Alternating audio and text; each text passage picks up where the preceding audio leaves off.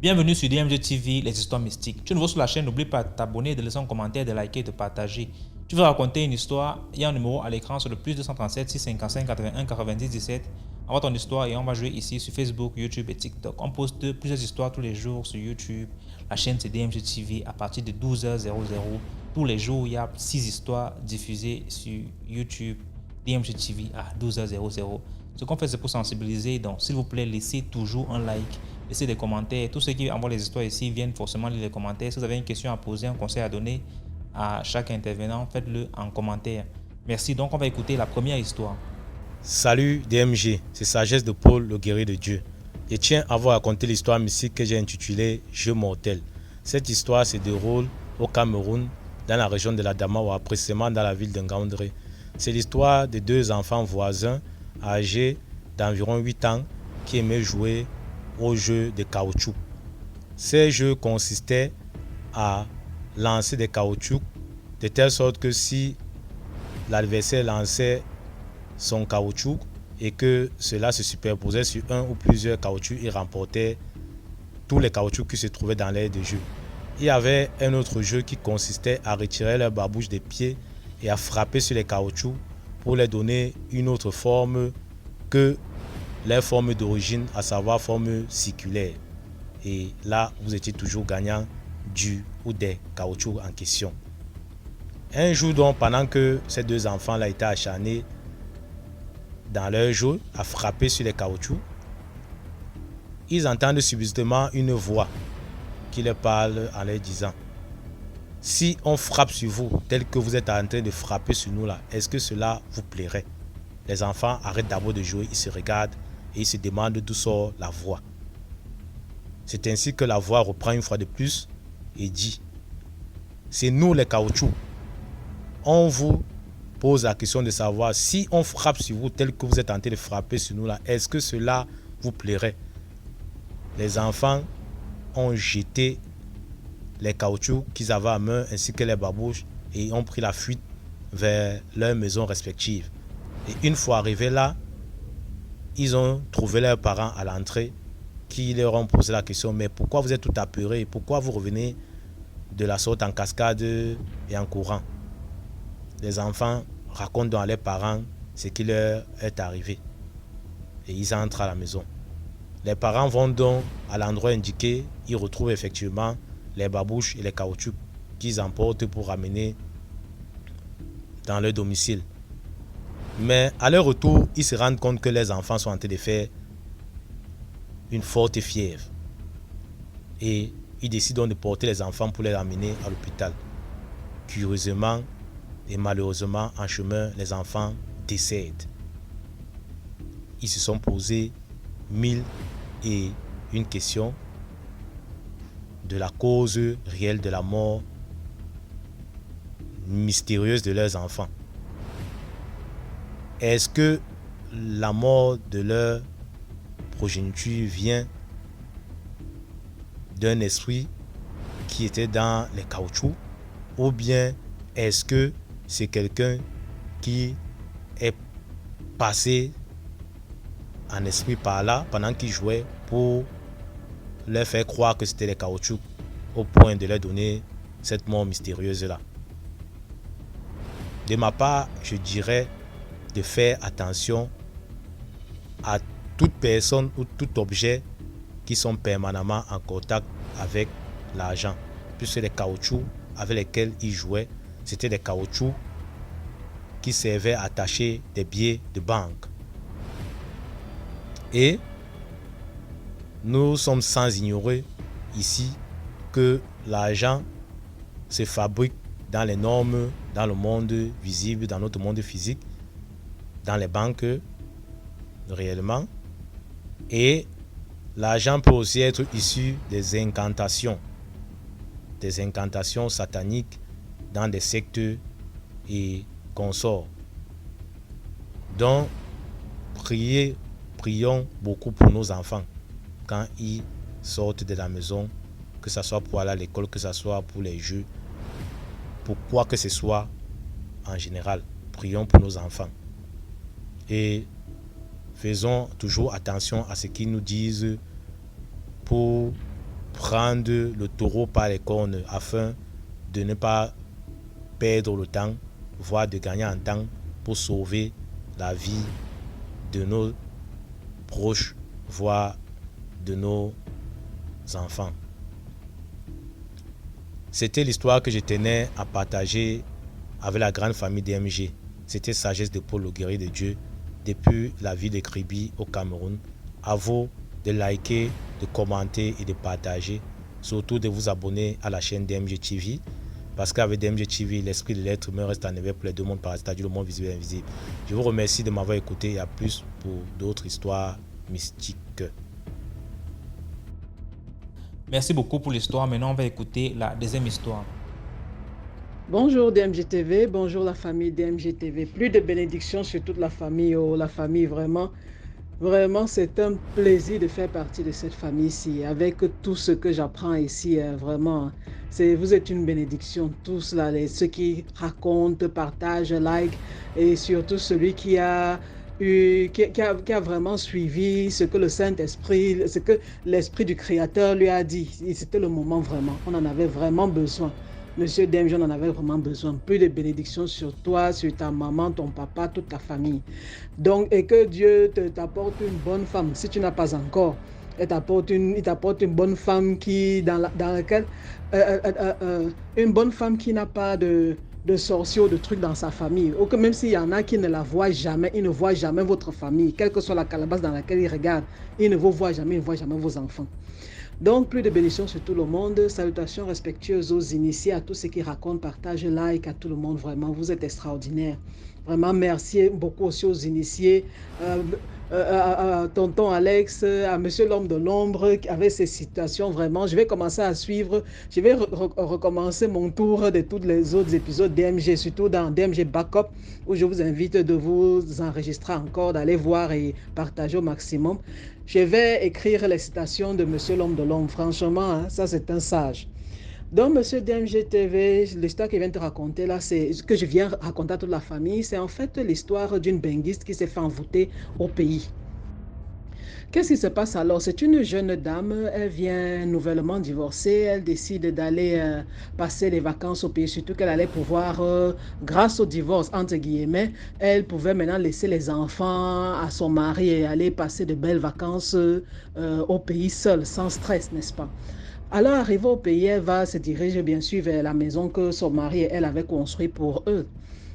Il fallait bien que leurs enfants, ils avaient 2 enfants, ils ont 2 enfants, donc il fallait que les enfants aient une maison, sachent qu'ils ont une maison en Afrique. Elle va alors passer ses vacances, sa famille est là, tout ça, ses amis, ses quotas et tout. La nouvelle addition, en fait, c'était un cousin, le cousin d'une de ses quotas, de ses amis. Alors, elle passe de très bonnes vacances. Et le gars, vraiment, lui fait un rentre dans pas possible. Il veut absolument être avec elle. Il lui raconte tout ce dont elle a besoin d'entendre. Surtout qu'elle veut recommencer une nouvelle vie. Et bien sûr, les gens autour voyaient que non, le gars, il n'a pas le niveau de la femme, mais vraiment bon. Les gens se disaient que, bon, on ne sait pas trop qui a conseillé à la femme d'aller essayer. Franchement, là, je ne sais pas. On lui a peut-être dit que non, va juste te distraire et puis après, tu continues. Qui c'est qui lui a dit ça? Donc, elle a cru qu'elle allait seulement avoir un bon massage profond là, et puis après rentrer calmement en Europe. Elle oubliait tout. Mais à la surprise générale, avant que les vacances se terminent, on se rend compte qu'elle est amoureuse, elle est tout le temps avec le gars, maintenant elle parle de lui, c'est comme si il était en train de devenir le centre de son univers. Donc c'était vraiment étrange. Mais les gens se sont dit que non, en tout cas, la Jaguar, dès qu'elle arrive en Europe, là, le froid de l'Europe va bien entrer dans son corps, ça va recentrer son cerveau et elle va se concentrer sur sa vie. La fille, alors, elle arrive en Europe. Maintenant, alors, un jour, c'est en fait son frère qui raconte, lui, il avait l'habitude de temps en temps, au moins 2 fois par mois, d'aller ouvrir sa maison, la villa de sa soeur, parce qu'ils avaient décidé de ne mettre personne là-bas, ni cousin du village, ils ne voulaient pas les problèmes. Quand les gens là entrent, après, c'est difficile de les faire sortir les problèmes. Ce sont les problèmes qui suivent. Donc, il avait l'habitude d'aller là-bas, il ouvre la maison pour que le jardinier vienne nettoyer le jardin. La femme de ménage nettoie un peu. Elle tape la poussière partout, elle nettoie les vitres et la véranda, tout ça. Donc, le gars, pendant qu'il est assis, le jardinier était parti. La femme de ménage était encore occupée à ses tâches. Il entend le portail s'ouvrir. C'est avec un trousseau de clés. Le gars se redresse. Lui, il était à l'intérieur. Il avait mis la télévision. Il se redresse, il regarde. Il voit entrer qui? Il voit entrer le cousin. Et qui? Le trousseau de clés. Ah! Maintenant, il voit le gars qui se dirige vers la porte d'entrée, n'est-ce pas? Quand le gars veut ouvrir la porte, il se rend compte que la porte est ouverte en fait. Il envoie distraitement la tête, il voit le frère assis dans la chaise. Ah, le frère le regarde seulement comme ça, que gars, boum, entre seulement, non. Il entre, il s'assoit et le frère, c'était le style de frère là qui est protecteur de ses sœurs et tout ça. Il demande, mais tu as les clés de la maison, si? Le gars balbutie un peu, oui, bon, ta soeur m'a donné les clés, comment ça va et tout ça. Bon, ta soeur m'a donné les clés, c'était pour ramener la voiture qu'on avait arrangée. Et comme ça, la voiture de la fille s'était gâtée pendant qu'ils étaient là-bas. Bon, c'était pas complètement gâté, mais elle voulait qu'on arrange ça. Et le gars avait dit qu'il avait un ami garagiste et tout ça. Il l'avait amené là-bas. Mais depuis là, avant que la fille ne parte, elle n'a même plus vu sa voiture. La voiture était supposée être garée là-bas au garage en attendant une pièce. Donc, le grand frère savait que la voiture est garée au garage. Il dit, ah bon, c'est avec ça que tu es venu là. Il dit, oui, oui, oui, elle est dehors. Reviens du garage là. Ok. Ils ont un peu causé. Puis quand le gars est parti, il dit, ok, bon, j'ouvre le portail pour que tu mettes la voiture à l'intérieur. On a déjà arrangé, non? Ah non, c'est qu'il y avait une autre pièce là. Non, bon, on n'a pas vraiment arrangé.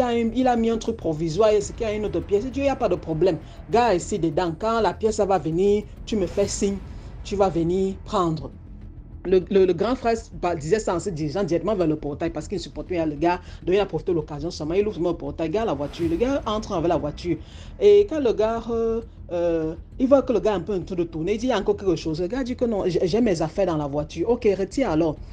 Il ouvre la voiture, le gars voit comment, le grand frère voit comment, il ouvre le torpedo, il retire ses choses du torpedo, il ouvre les trucs, il retire les choses de gauche à droite et qui. Le gars dit que dans le bombe, si la voiture lui appartenait déjà, il ouvre le porte-bagages, il retire un sac de sport. Il dit que, ah, tu t'es en train d'aller au sport. Ah oui, oui, j'allais au sport. Le grand frère fait seulement comme s'il n'a pas compris que mon frère, tu roules avec la voiture depuis From. Pendant qu'il est en train de... Ils se disent alors au revoir, le gars est en train de partir. Il dit, ah non, les clés. Ah, ok, bon, il fait un peu et puis après il donne les clés. Maintenant, quand il donne les clés, il part. Le grand frère se rend compte que sur le trousseau des clés, il y avait aussi les clés de la maison, donc de l'avant et la porte avant et arrière. Ok, donc le gars, c'est les clés de la maison. Direct, il prend le téléphone, il appelle sa soeur, et c'est comment, non? Il dit, mais le gars est arrivé ici, il a les clés de la maison, il est entré avec les clés, il est venu laisser la voiture. Je vois qu'il a les clés de la maison. Elle dit, ah non, c'est que je lui avais donné les clés, c'était pour venir laisser la voiture. Elle dit que non, je te dis qu'il a les clés, les clés du portail, je sais, mais les clés des deux portes, de devant et de derrière. Elle dit, ah, oui, bon, peut-être que je lui ai donné ça sans m'en rendre compte et tout ça. Le grand frère dit, ah, ça a commencé. Quand la grande sœur ferme le téléphone, le grand frère commence à leur fouiller la maison parce qu'il a l'habitude, il venait juste, il s'asseyait au salon et il regardait ce truc pendant que le staff technique faisait le nettoyage, n'est-ce pas? Donc il dit que non, attends, d'abord il faut même que je regarde si le gars il ne fait même pas sa vie ici. Peut-être qu'il a mis ses habits ici, ses jaguets ici ou quelque chose. Je m'avais regardé. Il va dans les chambres, il regarde, il ouvre les armoires, il regarde. Et pendant qu'il est en train de regarder les trucs, il voit il y avait une enveloppe posée, un petit classeur là, posé sur la commode. Il regarde, et puis après, il s'approche du classeur, il ouvre. Il voit que dans le classeur, il y a des documents, des renseignements. Tu vois, quand quelqu'un veut aller en Europe, il voit les trucs au nom du garçon. Il dit, ok. Il voit des trucs au nom du garçon, il voit certaines notes où il avait noté un peu, c'est comme s'il avait demandé les renseignements à l'ambassade, il avait un peu noté ce dont la femme avait besoin pour le faire venir en Europe. Et il fallait même apparemment qu'il se marie. Il dit, hey, ça c'est quoi ça? Le gars, il n'appelle plus sa soeur direction, il appelle la mère. Il arrive chez la maman parce qu'ils étaient toujours là-bas à Douala. Il arrive chez leur mère. Maman, oh, venez voir. Son père, sa mère viennent s'asseoir. Il leur raconte. Quoi? Elle vient à peine de divorcer? Que mariage, c'est quoi ça? C'est les Bamileke. Quoi? Pardon. La maman dit seulement que, pardon, l'affaire, c'est ne peut pas me prendre par l'acheter. Elle attache son sandja, donc son pagne. Elle attache le pagne, elle attache son foulard. Direction, elle part au village. Son mari la regarde seulement que non, attends un peu. Elle dit que pardon, ça c'est trop long. Elle part au village. Maintenant, quand elle part au village, vous connaissez, une maman, quand son enfant est en danger, elle part, elle consulte. Maintenant, en consultant, alors on lui fait comprendre que non, en fait, hein, euh, tu as même bien fait de venir. C'est vrai que ça a déjà mis du temps sur elle, mais on l'a envoûtée. Et il y a quelqu'un, un homme qui l'a envoûté et apparemment, il est en train de vouloir qu'elle revienne l'épouser et puis qu'il remonte. En fait, il ne l'aime pas, il l'a envoûté, il veut seulement monter. La maman dit, hé, la fille là m'a tué. Hé, la fille là m'a tué. Elle, ce n'est pas elle qui va m'enterrer. Donc la maman, elle revient alors, elle dit ça à toute la famille, elle dit au frère, au père. Les gars disent alors, on fait alors comment? On dit que non. Ce qu'il y a, c'est que le gars, le travail praticien a dit que il a commencé à briser certaines choses. Mais il m'a dit que, en fait, votre soeur, il ne sait pas pourquoi. Peut-être qu'il a trompé, il a amené quelque part en disant qu'il amené pour autre chose. Mais il a amené en fait pour encore bien l'attacher. Donc, elle a porté ses propres pieds à un moment. Il avait d'abord mis le charme. Maintenant, en suivant le charme, elle a porté ses propres pieds. Elle est allée à l'endroit où on l'a alors bien attachée. Elle-même, elle est partie. Donc, il dit qu'il faut absolument qu'elle revienne. Et on l'amène au village. C'est comme ça qu'on va faire le truc.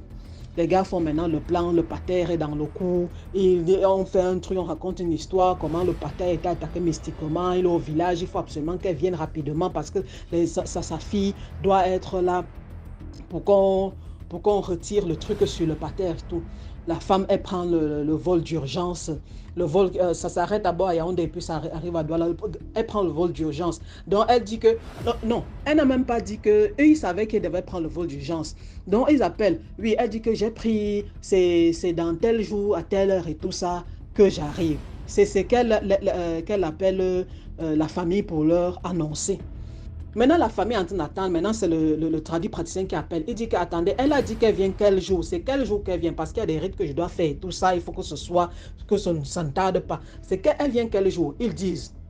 Il ferme le téléphone. Il appelle encore. Il dit, attends. Elle a dit qu'elle venait quel jour? Il dit que non, attendez un peu. Apparemment, elle venait après 5 jours, le temps de demander la permission, le faire, c'est arranger un peu ses trucs, s'arranger avec son mari et les enfants pour qu'ils prennent les enfants et tout ça. Donc, elle venait dans 5 jours. Le traducteur dit que non, non, non, non, non. Il y a un problème là. J'ai l'impression qu'elle elle est déjà en route.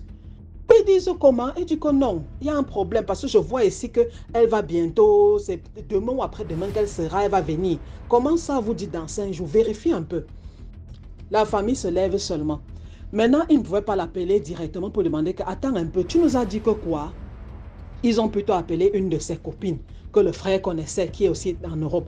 C'est la copine qui dit alors que, elle m'a dit qu'elle voyageait demain soir. Donc, ils appelaient comme ça la veille. Elle a dit qu'elle voyageait demain soir, son avion atterrit à Douala à telle heure. Et la famille dit, wow, la fille là nous a enterrés.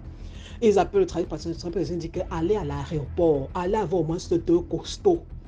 Parce qu'elle ne sait pas en fait. Le gars l'a appelé et l'a convaincu que non. Elle a dit au gars qu'elle venait au pays. Son père est malade. Le gars, apparemment, son truc à lui aussi lui a dit que mon frère, c'est comme si on t'a découvert. Hein. Ils vont vouloir faire quelque chose à la fille. Si tu peux arriver avant, tu la prends, tu l'amènes ici. On va sceller. La bouteille dans laquelle on l'a scellée, on va seulement jeter à la mer. Personne ne pourra rien faire. Donc, c'est comme ça alors que la famille prend, ils prennent les cousins Mazembela, gros bras là, direction aéroport international de Douala. Et ils attendent. La fille, quand ils arrivent d'abord, on repère le gars, non, le showgar au parking. Les gars étaient là, il était frais, il venait attendre sa viande. La famille le repère, ils se mettent en position que dès qu'elle arrive là, on saute seulement sur elle, on la porte seulement, on met dans la voiture. Et c'est ce qu'ils ont fait. Donc l'autre gars était même choqué là, mais les cousins étaient venus. Lui, il était venu seul, il savait qu'il prenait sa chérie. Mais la famille était venue avec les cousins nerveux là. Ils l'ont seulement bien appuyé là-bas, massé, pendant que le frère, les parents et tout ça prenaient seulement la fille. Elle ne comprenait rien, elle ne savait pas. Elle a même d'abord eu peur, elle était choquée, mais qu'est-ce qui se passe et tout. Ils l'ont seulement mis dans la voiture, direction village. C'est quand ils arrivent alors à l'est du pays, on travaille sur elle, le premier patient était après, ils ont fait tout ce qu'ils avaient à faire, les lavages, les machins, tous les trucs. C'est après alors, Quand elle termine le machin, apparemment, ça a pris à peu près une semaine, hein, parce que c'était fort ce qu'on lui avait fait. Et c'est après alors qu'elle explique que, en fait, le gars lui avait dit il y avait trop bien, c'est de quoi dans sa famille à elle. C'est pour ça qu'elle avait même divorcé de son mari. Il y avait les gens, mais on voulait détruire sa vie, mais lui, il est là, il va l'aider, on va aller te laver, on va te protéger. Et bien sûr, il y avait bien sûr des trucs dans sa famille, comme dans toutes les familles. Mais le gars alors profitait de ça pour la faire, pour qu'elle porte ses pieds, elle aille chez une autre femme à Douala là-bas, elle dit qu'on l'avait lavé et avec les algos et avec les je ne sais pas quoi. Elle décrivait un peu et il y avait une autre eau, il y avait les escargots dedans. Donc on lui avait fait des trucs pas possibles. Elle-même, elle avait porté ses pieds, elle est allée. Et le gars, on lui a fait ça là-bas.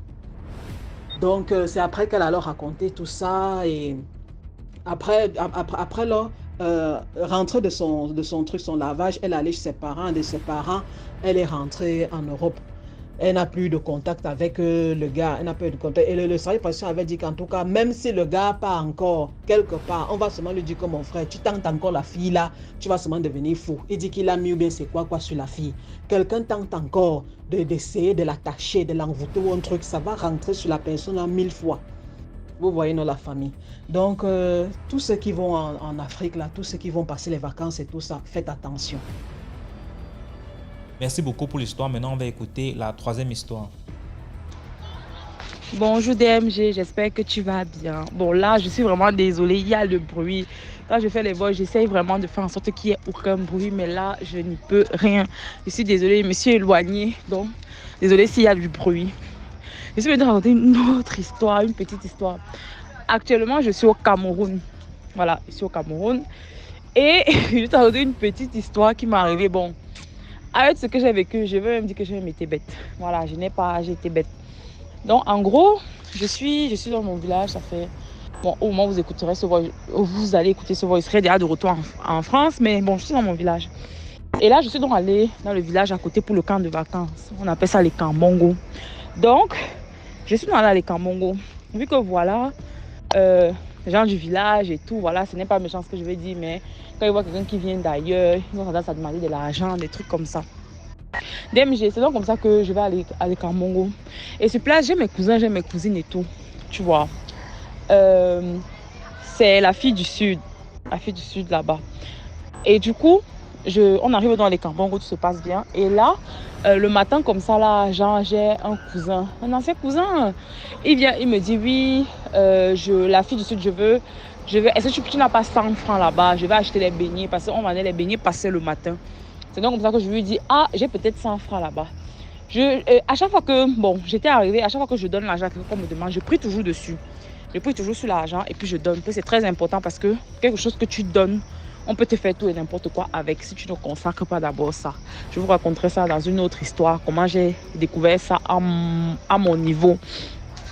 Du coup, il me demande l'argent. Je lui dis donc, ok, j'ai 100 francs. C'est comme ça donc que je lui donne les 100 francs. C'est une petite histoire. Je lui donne les 100 francs. Il prend les 100 francs, il va acheter les trucs. Et dans ma petite besace que j'avais 55 000, tu vois. J'avais 55 000. Je lui ai donné les 100 francs. Le Cambongo est passé et tout. On rentre au village, là. Il y a les fêtes de fin, de machin. DMG, j'arrive au village comme ça. Subitement, j'ouvre mon sac et tout. Je ne vois plus l'argent. Déjà je suis d'abord choquée. J'ai dit, mais qu'est-ce que j'ai fait de l'argent? J'ai regardé, j'ai surveillé. Surtout que mon sac, il y avait les cadenas, tout était cadenassé. Donc, tu ne pouvais pas accéder à mon sac comme ça. Je m'étonne d'abord. Je lui dis, mais mon argent est passé où? Qu'est-ce qui ne va pas? Je cherche, je ne trouve pas. Et je ne le soupçonnais pas. Je ne comprenais pas comment l'argent a disparu dans la valise fermée. Le sac était fermé, la valise était fermée. Je ne comprends pas ce qui s'est passé. Ça passe comme ça là, je commence à chercher, j'ai réfléchi, tu vois. Je n'avais pas encore pensé à ça, j'ai réfléchi. Quelques jours après, je regarde mon compte, juste au village. Je regarde mon compte bancaire. Je vois qu'il y a un prélèvement qui est passé. C'était combien là? C'était 200 €. Donc il me restait 210 € dans mon compte. Et je vois 200 € passent dans mon compte. Je ne comprends pas. 200 € passent dans mon compte comment? Qu'est-ce qui s'est passé? Voilà. Sachant que le cousin qui m'a demandé l'argent là, lui, il vivait aussi à Yaoundé. Et il était avec ses parents là et tout. Tu vois. C'est donc comme ça que je commence à être bizarre. Ça s'est passé sur une semaine à peu près, une semaine et demie. Voilà. Du coup, je commence à être bizarre. Je commence à me poser des questions. C'est là que je fais comme d'habitude. J'entre dans la prière. Je vous passe ces détails. Je suis dans la prière et tout. Et moi, j'avais simplement dit à Dieu, Seigneur, je ne comprends pas ce qui se passe. Moi, je trouve ça louche parce que moi, comme je vous dis, plus tu vis des trucs, plus tu es sensible spirituellement. Donc, quand il y a un truc qui se passe, c'est vrai qu'il ne faut pas non plus être paranoïa, mais moi, dès qu'il y a un truc qui se passe, j'essaie d'abord de regarder le côté rationnel. Et si maintenant le côté rationnel ne fonctionne pas, là, je deviens donc mafia girl. Je me transforme donc en mafia. C'est donc comme ça que quand je dis mafia, ça veut dire que là, j'entre dans la prière et j'entre directement dans les jeûnes. Je me lève à minuit, je commence à faire les trucs en fait quand je veux savoir quelque chose. C'est toujours comme ça que je fais. C'est donc comme ça donc, que je prends le mode mafia girl, j'entre dans la prière. J'ai seulement dit à Dieu, Seigneur, je ne sais pas ce qui s'est passé, mais montre-moi qu'est-ce qui ne va pas. Parce qu'en l'espace d'une semaine et demie, je perds de l'argent comme ça. Les 200 € ont converti, ça doit faire 100 et quelques de mille. Et je perds les 55 000 dans mon sac valise fermée. Je me suis dit, bon, peut-être j'ai ouvert la valise en fouillant les affaires, c'est tombé, j'ai laissé. Tu vois, mais c'était bizarre. C'est donc comme ça qu'ils viennent à la maison, au village. Ils disent, oh, je vais faire une fête et tout à la maison. J'ai eu de l'argent et tout. On lui dit que, mais tu as eu l'argent comment? Il me dit, non, mon père m'a envoyé l'argent.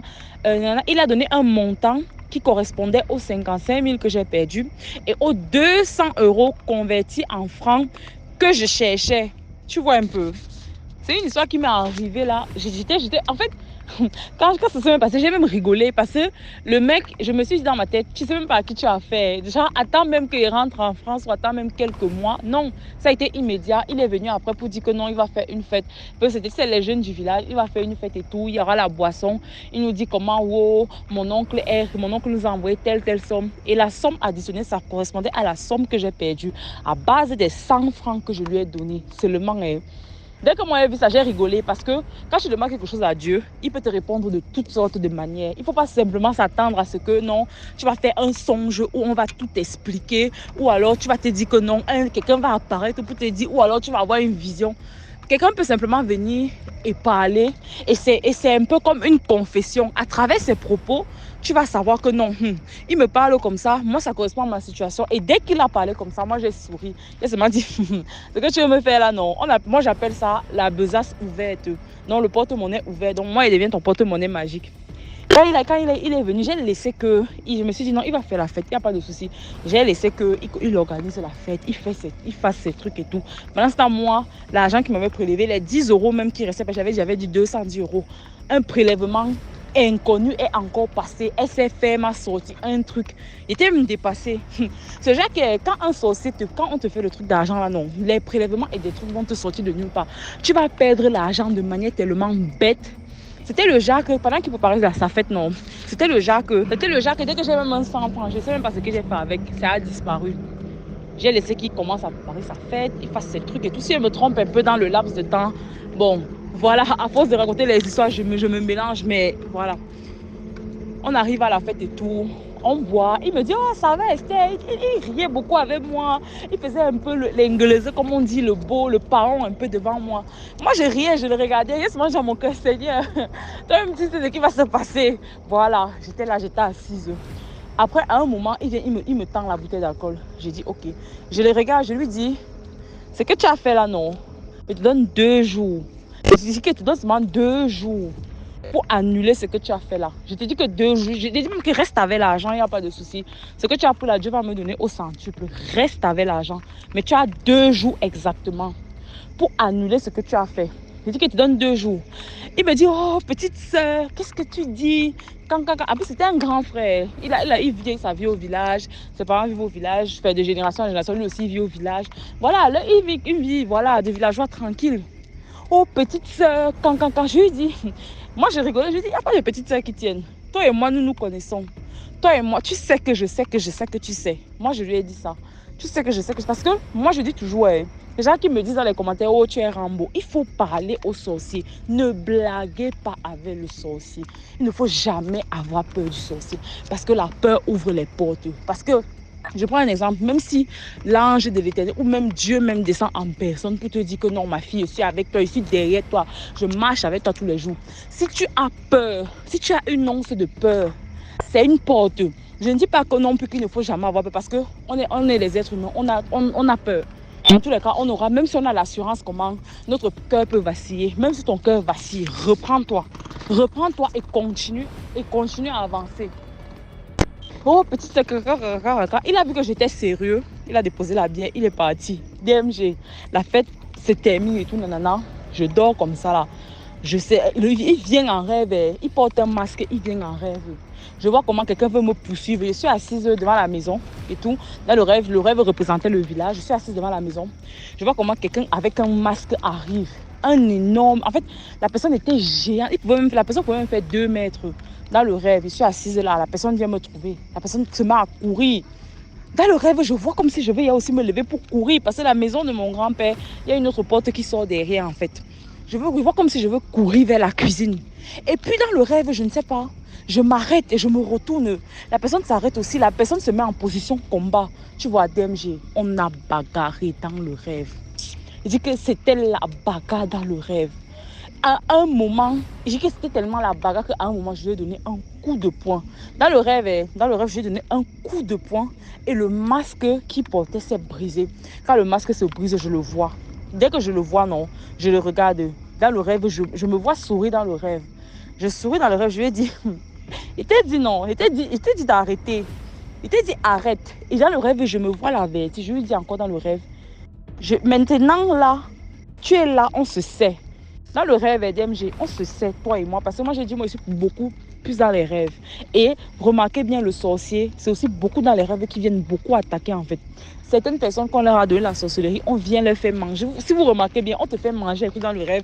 Ou alors on vient t'attaquer, on vient te poignarder dans le rêve. Le matin, tu te réveilles avec la douleur et c'est comme ça que tu vas mourir. Je lui dis donc que nous voici encore. Et je lui ai répété la même phrase. On se sait, je sais que tu sais que je sais que je sais. Voilà. Et dès qu'il a vu ça dans le rêve, il s'est retourné, il a fui, je me suis réveillée. Dès que je me suis réveillée, ok, j'étais toujours là, j'ai vaqué à mes occupations. Le gars est seulement venu, il est venu à la maison même 2 jours après comme ça. Il est venu, oh petite soeur, tu sais, je suis vraiment désolée pour mon comportement de la dernière fois. Il parlait de quel comportement? Je ne savais même pas de quoi il parlait parce que le sorcier, c'est toujours déguisé. Je vous ai toujours dit, les confessions sont souvent parfois déguisées. Il faut savoir lire entre les lignes. Et on se savait. Donc quand il est venu s'excuser pour un truc qui s'était passé ou je ne sais même pas pourquoi il était venu. Il se m'a dit, il n'y a pas de souci. Je dis, il n'y a pas de souci. Il me dit, oui, je ne vais plus recommencer. Je suis vraiment désolée, je te laisse tranquille. Et par là, j'ai compris que non, il avait annulé ce qu'il avait fait. Parce que c'est comme ça, un sorcier, il ne va pas forcément venir te dire en face que non, ce que j'étais fait avec l'argent là, j'annule. Je suis désolée. Il faut savoir que Dieu peut pousser quelqu'un à se confesser de telle sorte. C'est pas forcément, comme je le disais plus tôt, l'ange va venir se placer devant toi. Boum. C'est lui qui a fait ça, tel. Non, il faut savoir lire entre les lignes. Dès qu'il a dit ça, moi j'ai compris. Et dès qu'il a dit ça, j'ai dit ok, il n'y a pas de souci. C'est comme ça qu'il est rentré chez lui. Et c'est comme ça que moi, après j'ai fini, je suis rentrée à Yaoundé, Douala, et après je suis rentrée en France. Et j'ai constaté que ça s'était arrêté. Bon, de toute façon, ça continue, je vais vous dire, mais pour l'instant, j'ai constaté que c'était fini. Et après ça, il avait mis un peu, pas qu'il avait peur de me rencontrer, mais il faisait un profil. Parce que c'est toujours comme ça. Quand j'attrape le sorcier, il a honte. C'est pour ça que quand quelqu'un sait que tu es sorcier, il va finir avec toi. Il va vouloir à tout pour finir avec toi. C'est pour ça que je vous répète dans toutes mes vidéos. Ils savent que je sais qui ils sont. Dieu m'a révélé. C'est pour ça qu'ils ne me laisseront jamais tranquille. Je monte, je descends. Ils ne vont jamais me laisser tranquille tant qu'ils sont en vie. Voilà. Donc DMG, j'étais contente de te raconter cette nouvelle histoire. Ceux qui me croiront, me croiront. Ceux qui ne me croiront pas, ne me croiront pas. Moi, je suis très ouverte et je lis parfois vos commentaires. Et je respecte l'avis de certains. Et je vous remercie pour vos commentaires.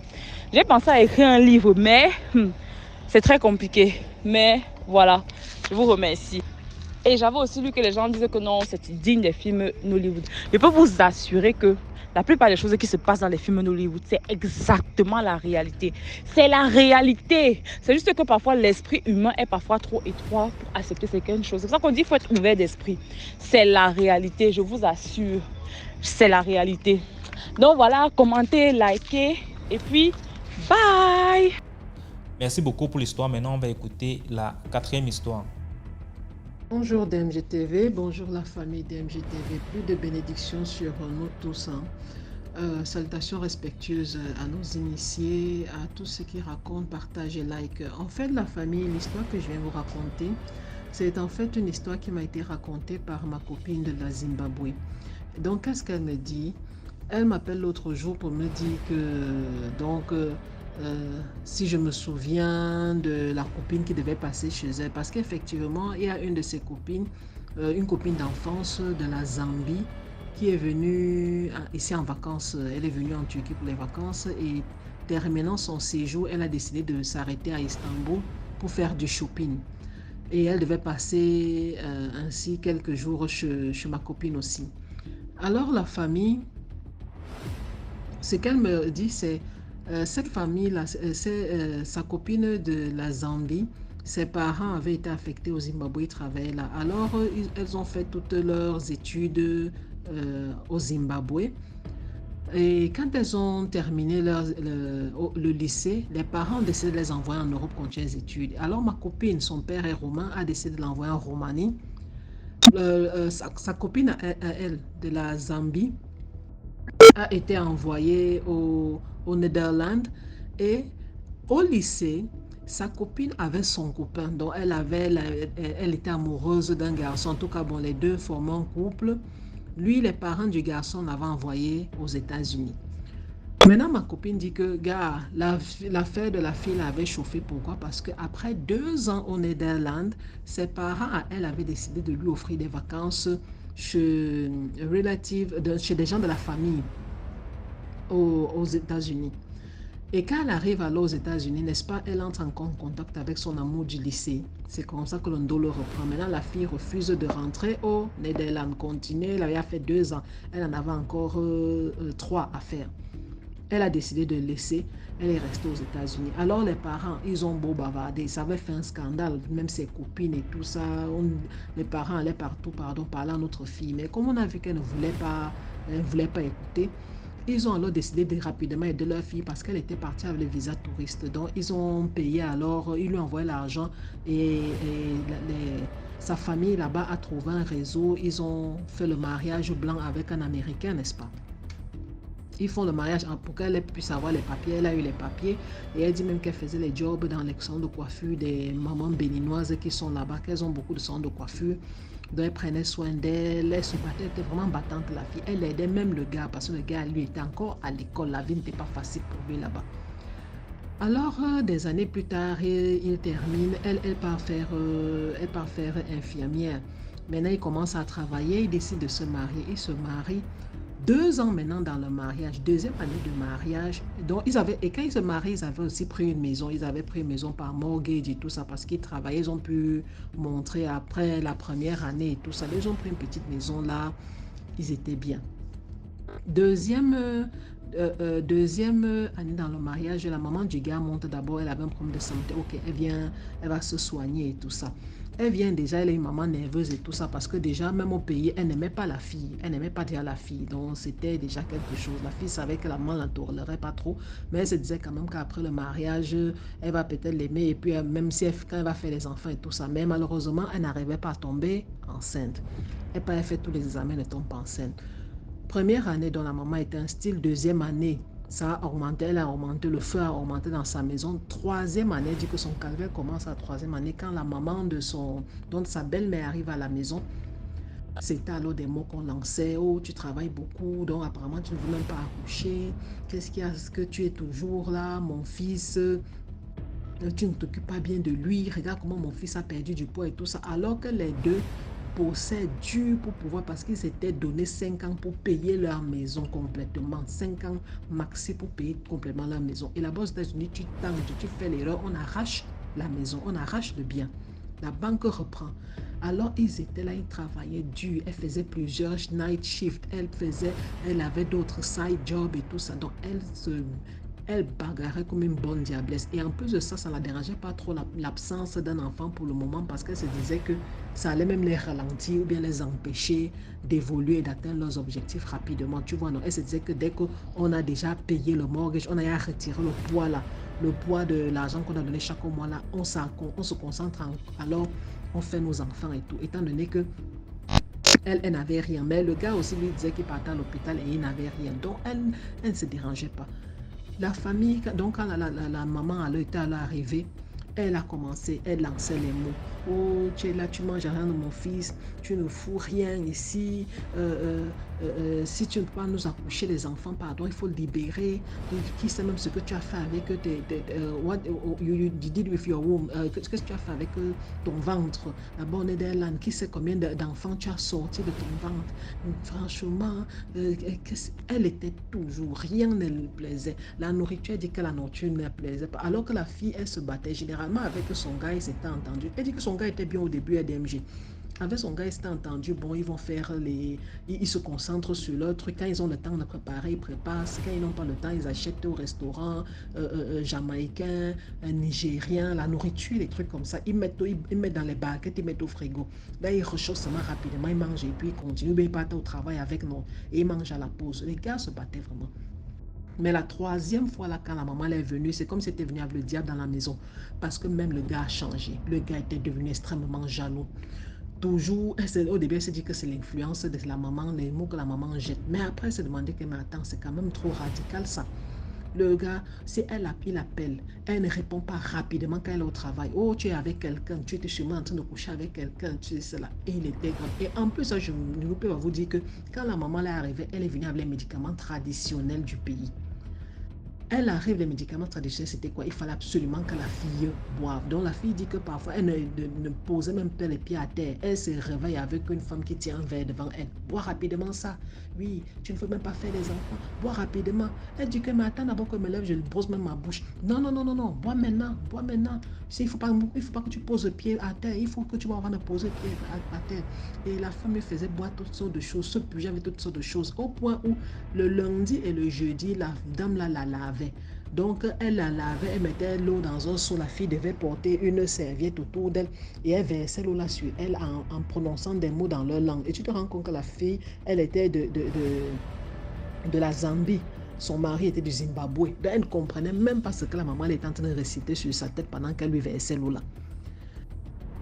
Finalement, à un moment, elle dit que c'était anormal. Elle ne comprenait rien. Son mari, parfois, s'il trouve une petite tache, peut-être que c'est même lui-même en retirant la chemise du truc, il n'avait pas les mains propres, il a sali sa chemise. Non, il va filmer. Même si elle est au travail, il envoie. Regardez-moi ça, regardez une femme, accoucher des enfants, tu ne peux pas. Même tenir la maison, laver les choses. Et elle dit que, mon Dieu, quand elle terminait le travail, elle rentrait à la maison. Ça, la maman là était sale. C'était comme si tu avais 10 enfants dans la maison. Quand elle arrivait à la maison était sale. Donc, il fallait qu'elle nettoie, elle lave les habits, elle plie, elle met tout dans les armoires. Et puis, elle vient, son mari fait le scandale parce qu'il y a une tache sur sa chemise. Une tache qu'il peut même avoir mis par mégarde. Mais il va faire le scandale. Il ne prend pas la chemise, il lance la machine à laver et puis il met la machine à sécher. Non. Un jour, alors, c'est sa copine, une Haïtienne, qui lui dit qu'il y a elle est en train d'aller dans le Maryland. Le Maryland, c'est un autre état. Elle va entrer dans le Maryland. Il y a une grande prêtresse vaudou qui est arrivée là-bas. Elle veut aller assister à la cérémonie. Elle dit à sa copine que viens, tu vas un peu tu vas un peu sortir de tout ton truc là.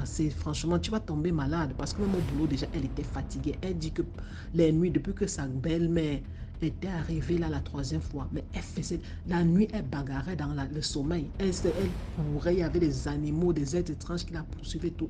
Et le lendemain, alors au boulot, mais elle dormait presque. Donc ça se faisait voir déjà sur elle les agressions qu'elle avait à la maison. Sa copine lui dit que viens allons pour Maryland. Elle accepte alors de partir malgré les trucs, tout ce que son mari lui a dit, qu'elle est en train d'aller avec un amant et tout et tout. Elle a demandé que mon frère, là tu sautes, tu cales en l'air. Elle est partie avec sa copine au Maryland. Elle arrive, elle assiste au rite vaudou. Maintenant, et c'était apparemment 2 prêtresses qui étaient les descendantes d'une très grande prêtresse qui était venue au Maryland. Elles étaient venues aux États-Unis. Elles sont allées au Maryland. Maintenant, la fille, alors, à la fin de la cérémonie, elle dit que vers le matin, comme ça, les deux prêtresses vaudou là viennent s'asseoir près d'elle. Elle s'asseye. Elle la regarde. Elle dit que donne-nous un peu ta main et donne la main. Les deux femmes prennent ses deux mains et elles commencent à regarder. Elle commence à parler en créole et puis chanter. Donc, elle chantait un peu comme des musiques religieuses et tout ça, du vaudou, non. Après, elle lui dit seulement que tu sais quoi, tu n'as pas de problème. Mais le mari, l'homme avec qui tu es n'est pas ton mari. Il faut le laisser. Si tu veux vivre, si tu veux être heureuse, il faut le laisser. La fille est un peu du style que, ok, mais comment ça? Elle dit que non, bon, on a des problèmes, mais je crois que c'est ma belle-mère. La femme lui a dit que sache que la belle-mère la tient, elle le domine. Elle le domine. La seule façon pour ton mari d'être normal, c'est si sa mère meurt. Tu ne veux quand même pas que sa mère meure, n'est-ce pas? Bien que tu veux être coupable du sang de... Elle dit que non, non, on dit quoi? Non, laisse. Quitte, tu ne seras jamais heureuse là-bas et ça va s'empirer parce qu'ils sont déjà en train de te contrôler. Ils sont en train d'asseoir le contrôle dans ta vie. Après, ce sera très, très, très difficile. Donc, s'il te plaît, si tu vas, tu réfléchis du courage seulement. Et puis elle lui a dit que, elle dit que après les femmes là ont demandé à quelqu'un en créole d'apporter quelque chose. On a apporté dans une petite carafe, un truc comme ça, dans un petit bol, un truc comme ça. Il y avait une poudre blanche. Elles ont pris la poudre blanche là, elles ont commencé à chanter en essuyant sur ses mains. Et puis après elles ont essuyé sur ses pieds. Et les deux femmes en même temps, hein, elle dit qu'elles essuient ses pieds. Puis après elles ont essuyé sur ses oreilles. Elles ont passé sur son visage, sur son cou. Et elles ont versé un peu sur sa tête et tout ça. Elles ont fait des trucs comme ça. La fille dit que je ne suis pas venue ici m'initier. Elles ont fait ça. Après, elles lui ont dit que tu sais quoi, le jour où tu seras prête à tout perdre, sache que c'est chez eux là que tu vas tout gagner. Et elle est partie. Elle part maintenant quand elle arrive alors à la maison. Mamie, c'était alors grave. C'est comme si c'était venu avec le feu DMG. Là, les agressions verbales et même les agressions physiques ont commencé. Il la frappait. Elle ne voulait pas. Et elle dit que dans tout ça, elle supportait parce qu'elle ne voulait pas appeler la police. Parce que quand tu appelles la police pour ça, ça allait être grave sur lui. Et elle ne voulait pas entrer dans ça. Finalement, elle appelle alors sa mère. Elle dit à sa mère que non, elle veut partir. Sa mère dit que qu'est-ce qui se passe. Alors là, qu'elle a tout raconté à sa mère, elle a même parlé de sa rencontre avec les prêtresses au vaudou. Sa mère dit quoi? Tout ça s'est passé, tu ne m'as pas dit. Maintenant, la mère allait vérifier, non, comme une maman africaine. Quand sa mère appelle, elle dit seulement que ma chérie, je ne sais même pas comment commencer à te raconter ce qu'on m'a raconté. Mais sache qu'on a confirmé ce que les prêtresses là ont dit. Mais on me dit bien qu'ils ont commencé à t'attacher. Elle a commencé à t'attacher depuis la première fois qu'elle est venue. Et puis après, apparemment, ça ne me prenait pas bien. Elle est rentrée. Alors cette fois-ci, elle a seulement fait le grand frère. Et en plus de ça, tu dis bien comment est-ce que tu as permis. Elle te donne des choses à boire et des machins. Parce qu'elle avait raconté à sa mère. Elle te donne des choses à boire et des trucs comme ça. J'ai demandé que qu'est-ce qu'on donne à boire à ma fille. On me dit qu'en fait, elle est en train de gâter ton ventre. Elle est en train d'attacher ton ventre. Parce que en fait, c'est son fils qui est stérile. Et son fils sait qu'il est stérile. Donc, lui, maintenant, il est devenu ce qu'il est là, méchant et tout ça, parce qu'il a peur que tu ne découvres et tu ne le quittes. C'est pour cela qu'il est devenu extrêmement jaloux et tout. Donc, sa mère, alors là, l'a induit en erreur en lui proposant que gâtons son ventre. Là, elle sera obligée de rester avec toi. Quoi que tu lui fasses, et on va l'attacher pour qu'elle reste. Donc, la maman dit que c'est ce qui est en train de se passer dans ton mariage. Donc, si c'est possible, ma chérie, pars seulement. La fille dit que ça a été tellement difficile parce qu'elle ne fait que penser que peut-être qu'elle peut parler à son mari, lui dire que même s'il est stérile, ils peuvent faire quelque chose in vitro, ils peuvent adopter un autre enfant et tout ça. Mais elle dit que quand elle s'est rendue compte qu'il est arrivé au cou, elle a vraiment dit que non. Elle dit qu'elle est partie. Un jour, elle était en train de rentrer de son shift. Elle s'est arrêtée à l'intersection comme ça. Le feu était rouge. Elle dit qu'elle est restée. Elle a dit que si je continue droit devant, j'arrive à la maison. Si je prends à droite, si je prends une autre route, je ne pars pas à la maison. Elle dit qu'elle a seulement pris à droite. Elle est allée d'abord dans un mall. Elle s'est baladée. Elle a appelé sa copine. Sa copine alors, sa copine haïtienne, elles ont causé. Puis sa copine a dit que je vais t'accompagner. Elle a dit à sa copine que non, ne te mêle pas. Elle est rentrée à la maison. Et pendant qu'elle rentrait à la maison, elle a appelé la police, elle a donné son adresse. Quand elle arrive à la maison, elle a attendu. Quand la police est arrivée, elle leur a expliqué qu'en fait, elle voulait entrer dans la maison, prendre ses affaires. Et elle ne voulait pas être agressée parce que son mari, il la battait déjà. Et quelque chose allait arriver. La police a dit pardon. Elle a dit que non, ils sont africains. Et ça peut aller jusqu'au pays là-bas, que la police peut la protéger ici, mais que non, laissez-le. je ne veux pas porter de trucs contre lui parce que si je le fais ici, mes parents vont être coupés là-bas. Les policiers disent que les policiers ont compris. Ils l'ont accompagné dans la maison. Elle a pris toutes ses affaires sous les insultes du mari et de la belle-mère. Oh, c'est sûr que quand elle est partie là-bas au Maryland, elle est partie avec son amant en vacances. C'est sûr que maintenant elle veut partir. Ils lui ont tout dit. Tu vas aller, je vais voir comment tu vas faire là-bas. Et si tu peux m'accoucher avec ton ventre gâté. Et ils lui ont jeté des mots. La fille a serré les dents. Elle est partie. DMG, après, plus tard, le management l'a envoyé dans un autre état. C'est là-bas qu'elle rencontre alors son mari qui est albanais là. Lui, il était médecin dans l'hôpital où elle travaillait. Elle rencontre son mari albanais. Elle a une fille, DMG, dont elle est venue comme ça en vacances avec leur fille. Ils se sont mariés. Elle a eu une fille et elle est encore enceinte du deuxième enfant.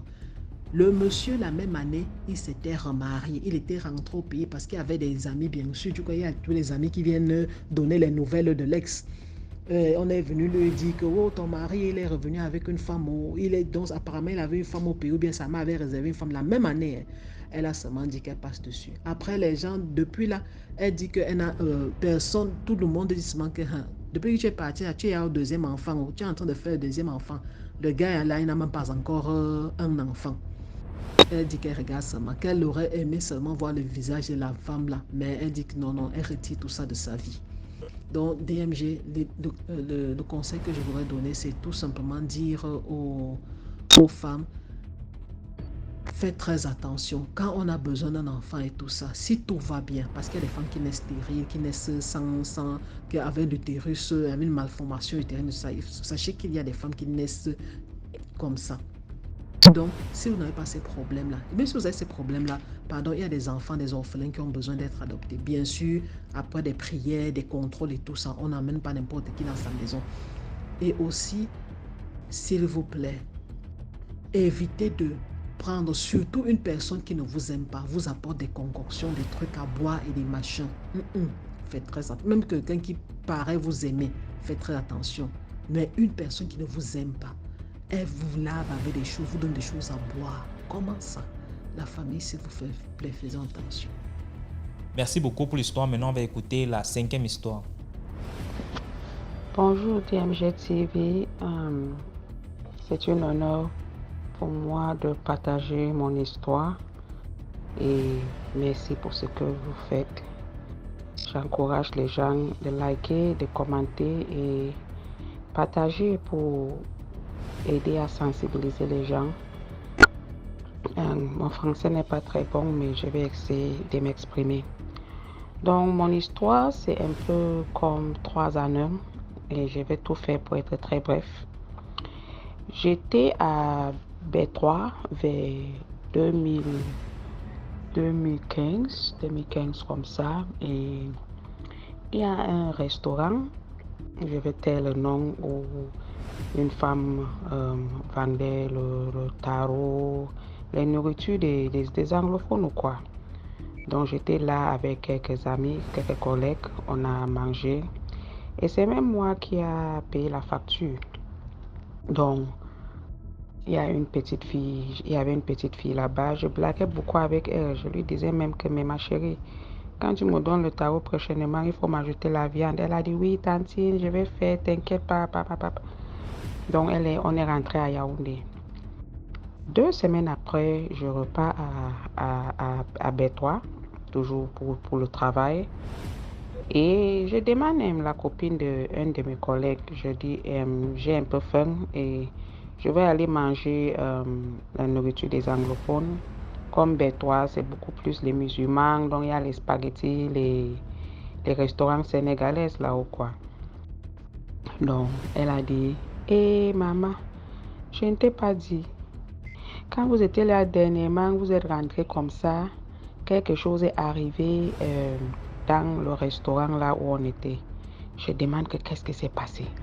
Elle a dit que le restaurant est fermé parce que un monsieur est venu là-bas, il a vu la petite fille là qui nous a servi, il a appelé son nom et elle a disparu devant les gens. Disparu comme ça. Donc, tout le monde a fui. On a même fermé le restaurant et tout ça. La femme, les gendarmes sont venus lui prendre. Bon, je ne veux pas aller dans les détails de comment c'est fini avec la femme, mais ça m'a vraiment traumatisée. Et quand ça m'a traumatisée là, j'ai un voisin à Yaoundé c'est un journaliste. Je lui ai expliqué ça. Et il m'a dit que non, t'inquiète pas. Quand j'étais à l'école à Boya, il y a une voisine qui est partie au congé pour ses vacances. Elle est revenue avec les choses. Ils vivaient ensemble. Vous connaissez comment les étudiants vivent ensemble. Tu prépares, je mange chez toi et tout, et tout, et tout. Donc un jour, ils étaient dans la cour en train de causer. Voilà un monsieur qui descend. Quand ils venaient, on les a vus. Et la fille est entrée à la maison. Elle habitait avec 2 autres filles. Quand elle entre, le monsieur vient, il le salue. Il portait un tricot de deuil. Et le temps qu'il regardait bien, le monsieur le demande que mais comment vous êtes là comme ça, comme en famille et votre amie est morte? Personne est venu même pour l'enterrer. C'était une fille de Sud-Ouest. Une fille de Sud-Ouest là. Donc une fille Bayangui. Donc c'est là où ils regardent que mais comment? Là voilà qu'ils viennent d'entrer dans la maison quand vous êtes vus descendus. Ils sont entrés à la maison. Pap, tout ce que la fille avait était déjà parti. Donc comme elle est entrée là, tout a disparu. Donc voilà la deuxième histoire dans mon histoire. Il m'a donné son témoignage pour essayer de me demander de ne pas avoir peur. Mais ça m'a toujours traumatisée parce que j'ai vraiment touché l'enfant là le jour là. Donc on a une réunion là entre les femmes. Je pars à la réunion, j'explique aux mamans là parce qu'on priait aussi à la réunion là. Et il y a une femme là-bas qui m'a dit que mais non, n'aie pas peur. C'est les choses qui arrivent chez nous là-bas et mais la seule chose qu'elle a dit c'est que la plupart des gens là qui reviennent comme les revenants, dès qu'ils reviennent, ils prennent la première personne qui couche avec. C'est là où il prend ton esprit, ça les aide ou quoi pour rester en forme humaine. Donc, ce que je voulais dire, c'est qu'il faut que les gens fassent attention parce que tu peux voir un revenant et tu couches avec le revenant, tu ne sais même pas que c'était un revenant et tu meurs. Donc, elle m'a expliqué qu'il n'y a pas de danger. Tant qu'elle est restée comme ça, ça veut dire qu'elle a déjà fait quelque chose avec quelqu'un et elle a pris le corps de la personne. Donc, elle a dit que ce n'est pas dans tous les cas, mais la plupart où c'est une fille, où c'est un homme, quand ils reviennent, la première personne qui couche avec, c'est comme ça qu'il prend son âme ou quoi. Donc, c'est juste pour sensibiliser que faisons attention.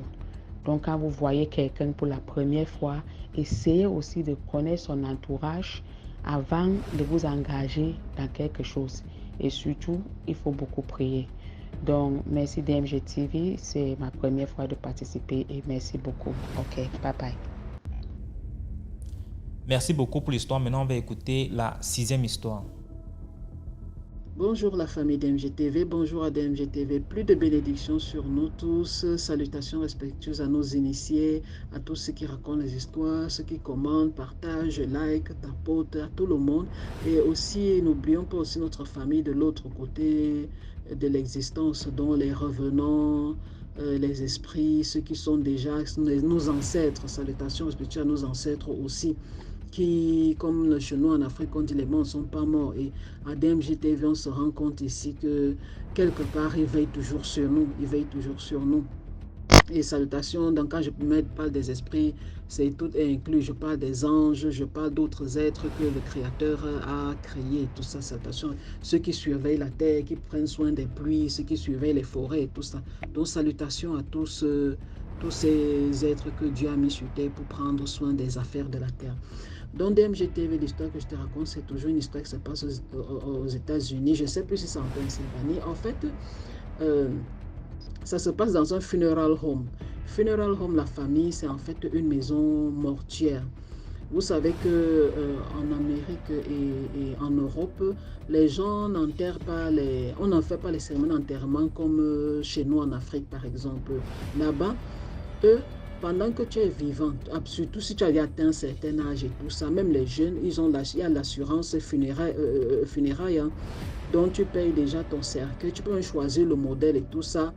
Et tu peux le changer plus tard, bien sûr. Tu choisis le modèle, les fleurs que tu veux, pour la décoration, la musique que tu voudras, même les vêtements. Tu peux même aller acheter les vêtements, le costume ou la robe, des bijoux. Tu peux déjà écrire dans ton truc, je veux qu'on me mette tel bijou, qu'on me mette telle chaîne, qu'on me mette... Je vous assure, il y a certaines personnes qui portent même leurs bijoux là, ils font la photo pour montrer exactement comment il faudra les placer. Oui, les gens préparent.